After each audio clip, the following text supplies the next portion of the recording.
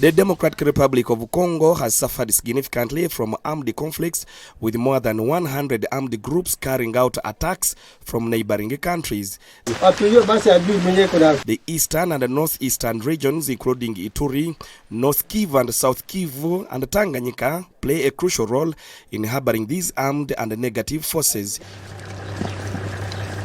Uganda, Rwanda, Burundi, Tanzania and the Democratic Republic of Congo itself are directly affected by these groups.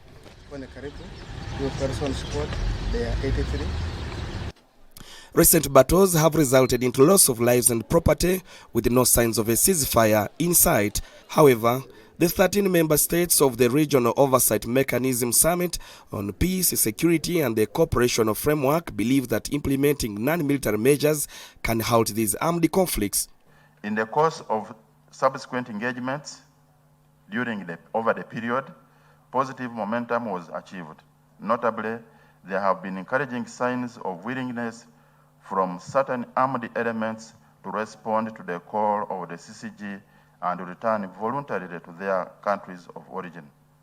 We do repatriation, reception, and screening.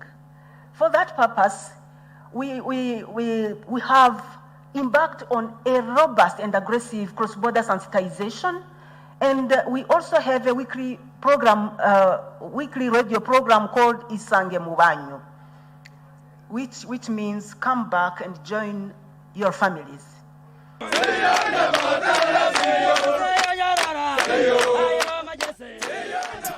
These include voluntary disarmament, demobilization and reintegration of combatants into their home countries without question.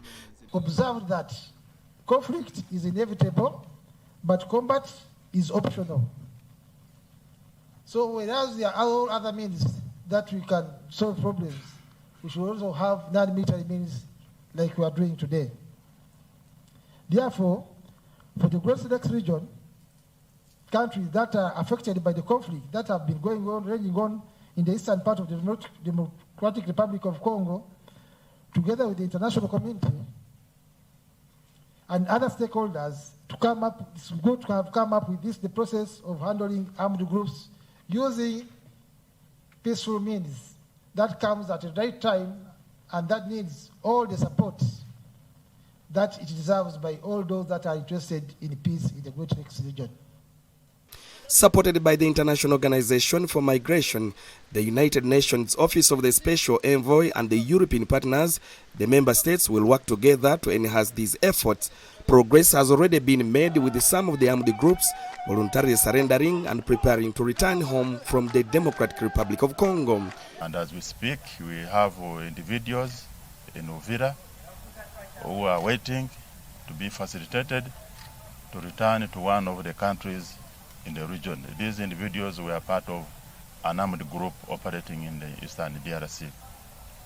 Prominent rebel groups in the DRC, such as the M23 movement, the Allied Democratic Forces and the Cooperative for the Development of Congo, are primarily active in the eastern regions and are often linked to regional rivals and competition for natural resources.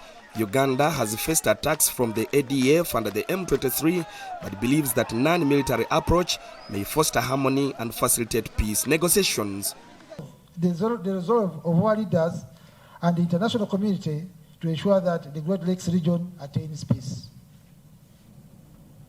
Each of us know that a peaceful environment and stability are a sine qua non for development and transformation of our countries and the region at all. Uganda has witnessed rebels peacefully returning through Amnesty International, with the most recent group belonging to the Lord's Resistance Movement led by Joseph Kony from the Central African Republic. Despite efforts in the region, armed conflicts continue to threaten development and the peace necessary for progress. The countries will draft a document outlining the standard procedures to be applied in these initiatives. Kamana Ivan Wolnyolo, NTV Weekend Edition.